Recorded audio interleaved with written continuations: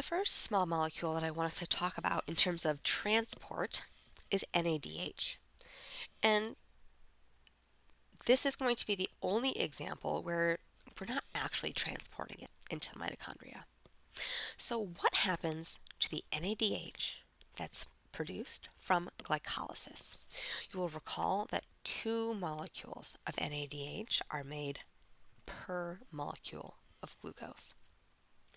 And if we want glycolysis, which is happening in the cytosol, to continue to run to help break down the glucose we eat, then we need a constant supply of NAD. So the NADH that is produced from glycolysis needs to be recycled back to NAD for further use in glycolysis to allow it to keep running so it has a steady supply of substrate to convert to product. So we need to reoxidize the NADH, but no, it is not transported into the mitochondrion to pass its electrons on to electron transport. So what exactly is happening here? In comes a pathway called the glycerophosphate shuttle, and this is responsible for recycling glycolytic NADH, which is what the slide says where my head is covering it. The electrons from NADH are kind of sent through a series of electron acceptors until they ultimately join the electron transport chain, and I will reiterate this in the ETC videos. So the electrons in NADH here are initially transferred to dihydroxyacetone phosphate to make the molecule 3-phosphoglycerol. From there, they're handed on to the flavin, the FAD, of a protein called flavoprotein dehydrogenase, converting that FAD to FADH2. Then these electrons are sent in to the electron transport chain. Where exactly they enter the electron transport chain, we will find out next time. But you see kind of how these electrons are jumping from molecule to molecule to molecule. Let's zoom in a little bit and see one example of how this happens. So we're going to zoom in on the protein glycerol 3-phosphate dehydrogenase. This is the one that allows the conversion from dihydroxyacetone phosphate to glycerol 3-phosphate. Now, dihydroxyacetone phosphate we have seen before. This is the molecule DAP. You might recognize DAP because it is one of the metabolites in glycolysis. So how are we transferring these electrons from NADH to DAP to make glycerol 3-phosphate? This mechanism is actually rather straightforward, a simple nucleophilic attack where the hydride from NADH, an incredibly strong nucleophile, goes and attacks the biochemist's favorite electrophile, the carbonyl carbon. And then we have an acid-base reaction. This is acid catalysis, donation of a proton here to convert, let me get my mouse if I can. There we go. To convert the carbonyl functional group and reduce it to a hydroxyl.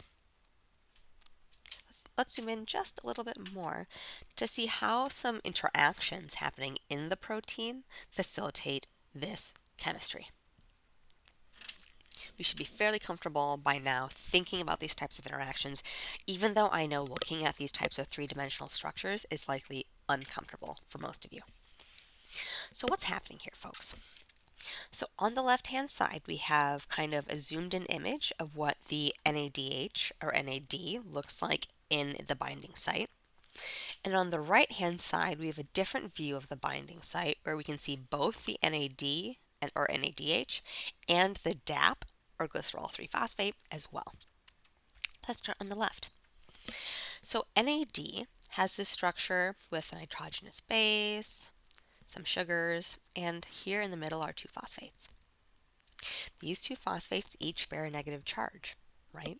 So you might assume there are positively charged amino acids, like lysine, for example, that use that positive charge to stabilize some of the negative charge happening in this area. That'd be a good assumption. You might notice some pi-pi stacking interactions between the nitrogenous base and R groups such as phenylalanine. You'll also, of course, notice a variety of dashed lines here representing either ion dipole or hydrogen bonding interactions. Many of these seem to be from kind of backbone carbonyl or backbone amino groups, but some are from R groups of various amino acids. On the right hand side, we see much the same thing. We see some positive charges there to stabilize negative charge because DAP also has a phosphate that requires stabilizing. But we see a variety of other hydrogen bonding interactions here, including some hydrogen bonding interactions from these two things that are actually water molecules. So I thought we could take a look at that. These interactions, we should understand, facilitate the chemistry, although they are related largely to Km, right? Let's simplify things a little bit and just wrap up this story. So to simplify what we saw on the previous slide, there are vast hydrogen bonding networks in the binding site for these substrates. We saw threonine, lysine, aspartate, another lysine, all kind of stabilizing negative charge. We have another arginine stabilizing some phosphates, right? And then this chemistry here is also facilitated by an acidic lysine that donates its proton, protonating the carbonyl, forming the hydroxyl. Up next, let's talk about how other types of molecules are actually transported into and out of mitochondria.